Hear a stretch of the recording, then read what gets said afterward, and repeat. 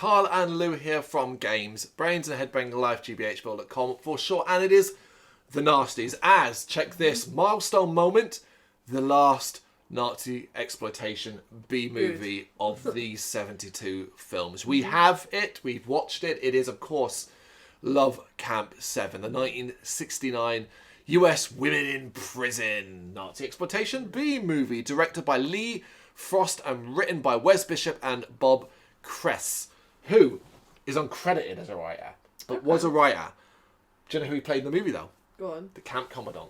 Oh, really? So I thought that was really interesting, yeah, because arguably, he's my favourite character in the movie. Yeah. Just because I guess he's the only one that went, this is fucking bollocks, I'm going to play it bollocks. Yeah, just go all in. Went all in. Went all in. Of course, like all of the Nazisploitation movies, this one was prosecuted and has been declined a certificate by the BBFC still as of 2020. Now, BBFC website is a frustrating place to go to because you can put in the name of the film and you can get its current classification details, sometimes industry details and audience details as well. Sometimes they're like, oh yeah, we'll explain ourselves as to why this movie hasn't been classified or whatever. Other times they'll say, fuck all. Yeah. Here's a great example. This one says, fuck all. The website simply reads, this work was rejected. Why this annoys the piss out of me is go to that website and put in Gestapo's Last Orgy, another video nasty, arguably, no, not even arguably, a worse video nasty than this one. And the detail I actually go into in there, explaining specifically why and explaining that the cuts just would not even work with this movie. They go into detail how if they cut this, whatever, it would change the tone of the film, it wouldn't work and all that. So they've just basically gone, nah, fuck that movie. This is just like, nah, not doing it, you know. Forward. And truth be told, grow up, man. Grow up. We've watched this. It's tame. Yeah. It's shit. And it's Nazisploitation. And I get that that is always going to be a hotbed issue. Yeah. Because this is an historical film. But this is not nasty in the nasty convention as when I hold it up against. I would argue that SS Experiment Camp, a movie that has a rating, has worse scenes than Love Camp 7. A couple of bits in this film that I'm like, oh, that looks particularly nasty. The problem is the stuff that's supposed to be nasty is so poorly shot, so poorly done with effects, that has very little effect on me. All I keep coming back down to is it's not heavier Nazi stuff. You know, it is. But truth be told, I'm almost a little immune to that these days in regards to these movies. I was grateful to finally reach the last one and be like, hey, we haven't got to do any more of these. But I was incredibly disappointed by the end because truth be told, if I'm going to do these films, I'm going to do these nasties, give me something that makes me go, oh, what the fuck's wrong with you people? Yeah. You know? Yeah. Instead I was like, oh, boring. Okay, that was a film. Yeah. I mean, it's basically, here's a ton of naked women, here's a ton of light abuse for the most part. Yeah, and it's got like the sexual assault. We'll get to that stuff. We'll get to why I would call that light abuse. It's because of how it's shot and how it's filmed, not the tone. Bear in mind, I will sit down and always be like, it's a movie. It's a movie. I know I'm watching a fucking movie. Yeah. You know, very rarely do I get drawn in that much. Yeah. It's particularly in a nasty. So for me, that has very little impact. But it is what it is. Do I think this is ever going to get a certificate? The fact that as of 2020, I don't think it's ever going to get a certificate. No, but anyway, from watching it, that's not a great loss for the world. No, it is not. But, no film, man. Come on, man. Let people decide for themselves, you know? Waste their time. Absolutely. Ultimately, the fact that the movie shows full frontal nudity pretty much from beginning to end. Yeah. That's it. But again, I think we've seen worse. Yeah. I think we've seen worse. Definitely.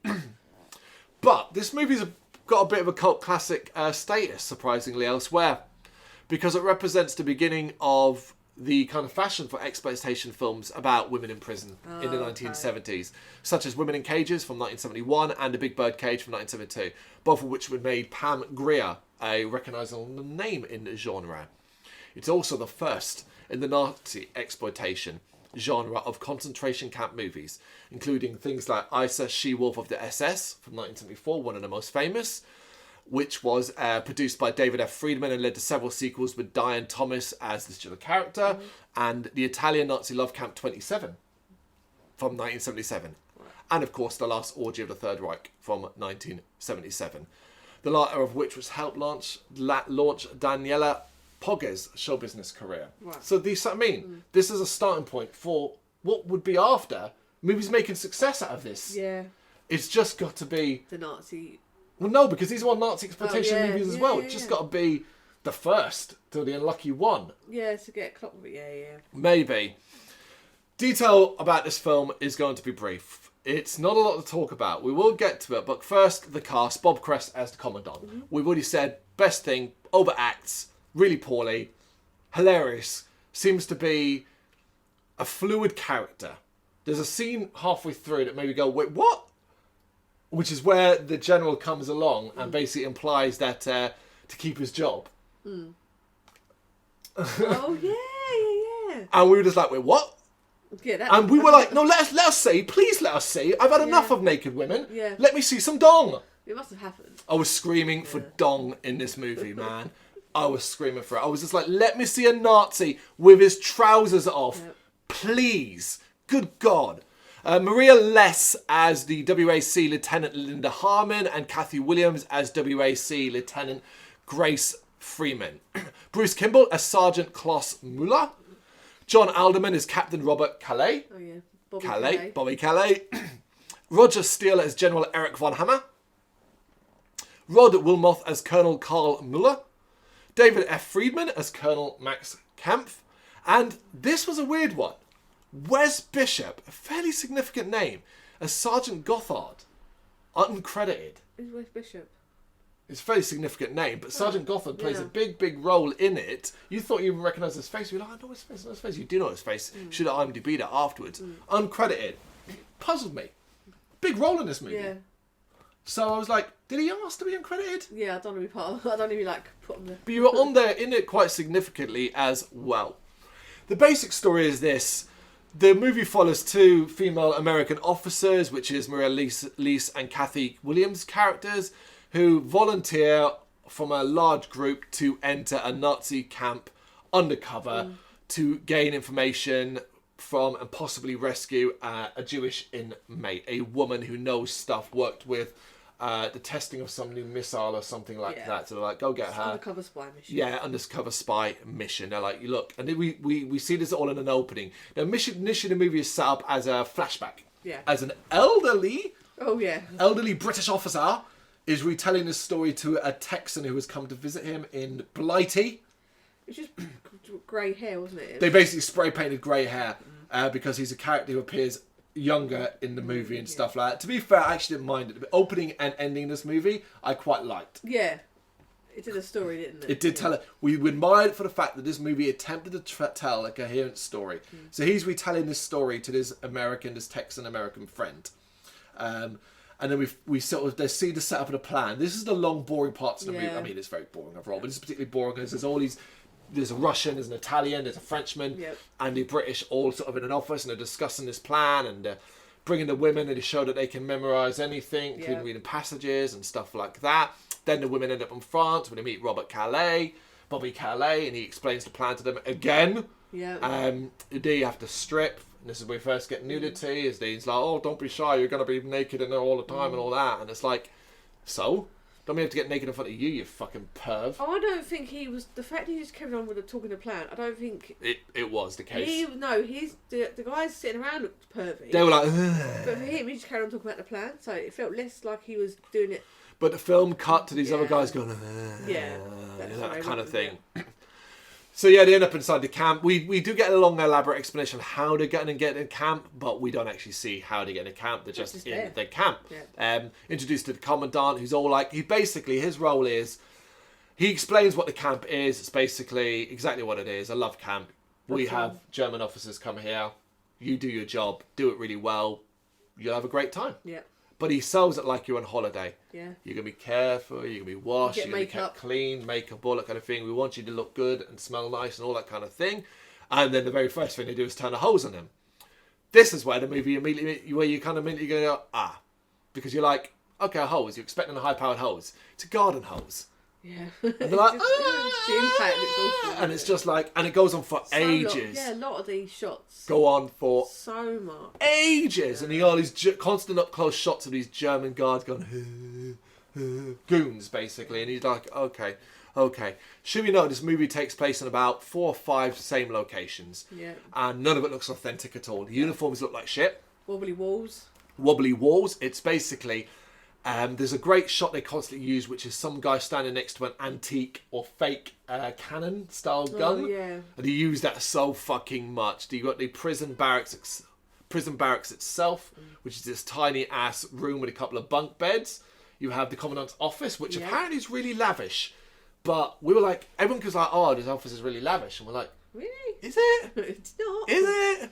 Is it? That kind of thing. Yeah. We have the sort of, what would you call it? The torture room. Yeah. We hear about medical experiments taking place elsewhere. Yeah. Never see anything. Did I watch the other film for that? No, that's a different film completely. Yeah. Almost like a sister project to it. Particularly as like we hear a story about it, like the doctor there, whatever, is injecting Jewish women with cement or something to try and stop them breeding, which obviously just kills the women. And you're like, yeah, no shit that would kill the women. That comes from a scene with Sergeant Gothard, who is the good Nazi. Yeah. He's a Nazi who's just like, oh, don't like the way the women are treated. I want to transfer back to the war. And you're like, am I supposed to like you because you're a Nazi? Now, I get it. I get the whole soldiers' army stuff like that. I get that completely.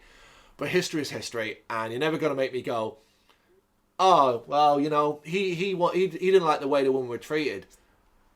Good for him, Nazi. Yay, go back to that front. I want to see you fight that war. Yeah. But it was like, I laughed, if you remember. He was like constantly banging on about going back and fighting on the front and all that. And I'm like, gonna turn out well for you, bruv. Yeah. Off you go. Gotta stay and enjoy yourself. Do you know what I mean? Enjoy yourself here. But yeah, I didn't get this at all. I did not get this. And early on, they really try hard where he's like, all the officers are pairing off with the women in a sex scene, and he's with one, and he's like, oh yeah, I don't force myself on you, and she's like, oh, I'll sleep with you, and it's supposed to be like an agreeable thing, and I'm like, you're still fucking doing it, you prick. She's still forced to do it with you. Yeah, she's still in the prison. She's still forced to be there with you. Don't act like because she's like, okay, I'll have sex with you. You're like, yay, look at me, good guy. Fucking get in the bin. Scenes like that, but predominantly this film is made up of naked women talking about their experiences, us not seeing it, and then being forced to have sex with men in grotty rooms.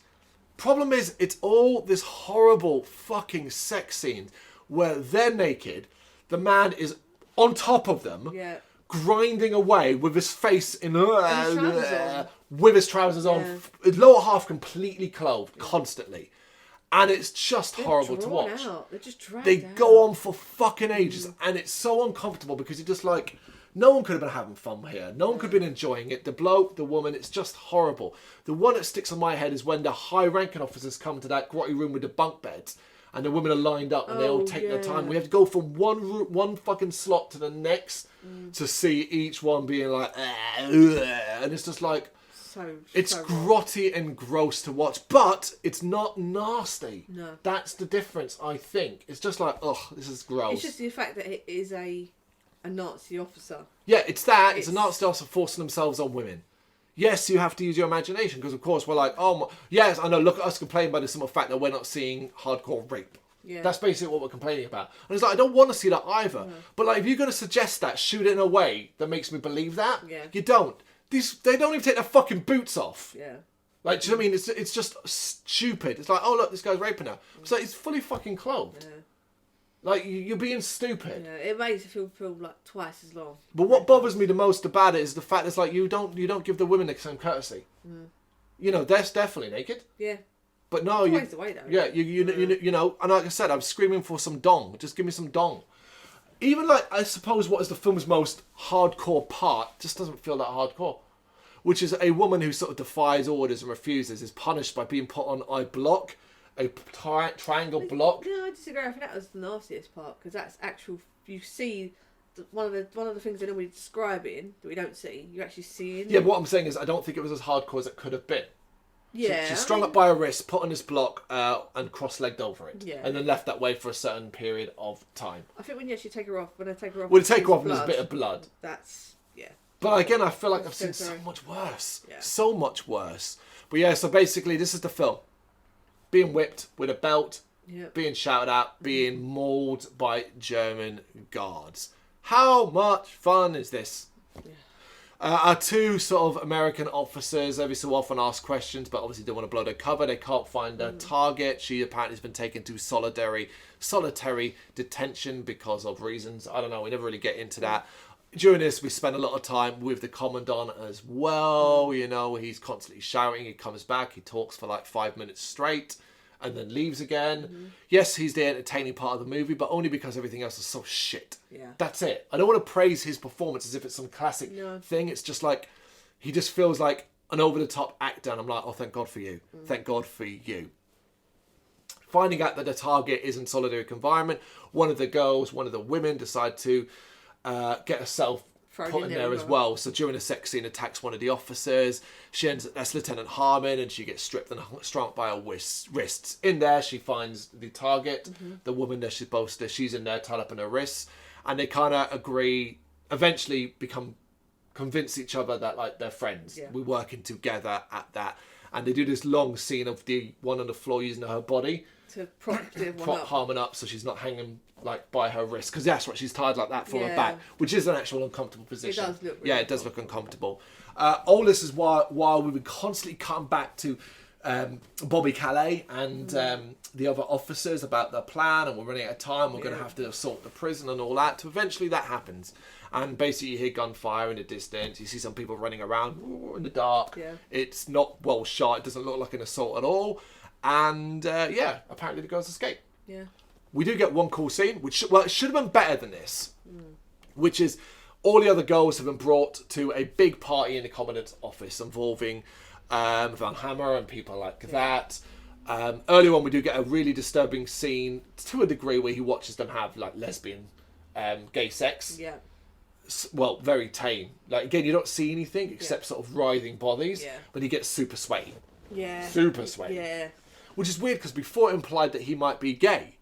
Because he basically hints at the commandant to give him a blowjob. To do it. And we were, but I guess maybe, hey, he's fluid. He swings both ways. Good for him. Knock yourself out, man. But yeah, there's a big sort of sex scene going on in the office where all these Nazi officers are rolling around on the floor with the girls and stuff like that. The assault happens. The girls then get the upper hand and basically kill most of the officers. There's a weird scene where they've got a gun and they don't use that gun correctly, resulting in some of the girls then getting killed. It's weird. Commandant gets glassed in the face and blinded, which is, I do like that scene. I can't see, and stuff like that. But a few do manage to escape, and they all escape. That's it. We all escape. We then jump back to the final scene of the movie, which is the end of the story being told. And they got a text and asked what happened to the officers, and like, oh yeah, never really heard from them, that kind of thing, and stuff like that. You clocked it before it was going to come. You clocked it golden, which was when he gets in the car to drive away. Do get some nice old school shots of Piccadilly Circus here, which is very cool for us. Being our city, you realise that he ended up marrying one of them. And she's been aged as well. And we kind of like that ending. We were like, hey, that's cool. Because there's a part of it where but back to the Texan guy, he's like, oh, what kind of woman would do that for a career in her country? And then the English guy's like, what's part of her duty, her job? Like, don't knock it. And then you realise, oh, okay. He's offending his wife. Absolutely. It's bookended by a really clever bit of storytelling. And I admired the movie for attempting to tell a story. The problem is they were like, okay, we want to tell a story, but we now have to fill 60 minutes, and all we're going to do is yawn-inducing, bare-bones sadistic torture, rape, and stuff like that. Not to put like a thing in it. It's a spy mission. You could have had two people pretend to be German officers go to the brothel and storm it. Just saying. It seems like it was pretty easy to get in and out of that place. There seems like a lot of different ways this could have been done. Particularly as well, like, you didn't even know if your target was alive. Considering what you know about the thing, what a waste of time this would have been. You could have been killing two women.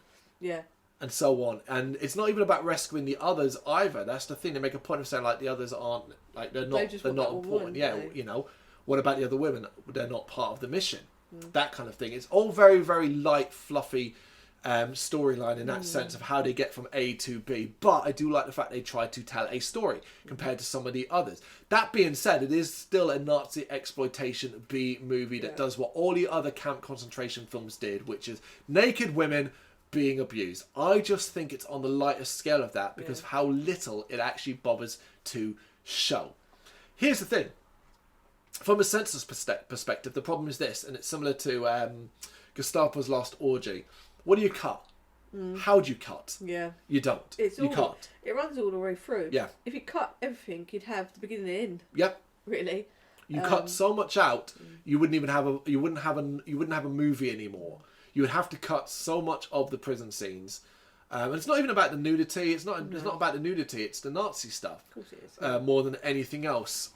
As a portrayal of the Nazis, it is what all the others have done. Sleazy, gross, overconfident. I think this one was trying to separate itself by having the one that was. Oh no, they had the other one, didn't they? The one that was slightly more susceptible to being nice. Yeah. So maybe it's a common theme. They go, look, we've made this film, but there is a nice Nazi. By the end, you don't even remember who Gothard is. Fuck Gothard, man. I just never understand why you bothered to do that. We didn't need it. It added nothing to the story because she tries to swing him around and like help us out, and he's like, oh, I can't do that and all that. And all I kept saying to him was like, this is dumb. Yeah. He's gone from I want to go. I love my country so much. I want to go back to serving in the front line, war, kill all the allies, that kind of thing, to even considering being a traitor. Yeah. It baffling. It was weird. And I said, after every Nazi exploitation film, why could you not just have like a created dominant race? Like just make one up. I really don't get it. For all the trouble they must go through, and it's weird. Well, this was 1969, so it wasn't exact. It was quite a fairly short time after the war, considering obviously still the amount of economic, very fresh social damage and economic damage the war did. So, yeah, I was knee-jerk to that, but... It's just unnecessary. Yeah. You know, it's weird to say that about any film, but it just feels so fucking unnecessary. Yeah. Like, if this movie, as well as the others, didn't exist, would be none the worse off. No. That's the thing. No. It's a nasty that is in the nasty because of the same reason why the other Nazisploitation movies are in the nasty list. You can't hold this up against the likes of Zombie Flesh Eaters and Last House on the Left and things like that, because it's so wildly fucking different. These films are a unique bunch that will never ever really be done again. Ever. Like to this time. There are other period. No one's ever really going to do this shit again.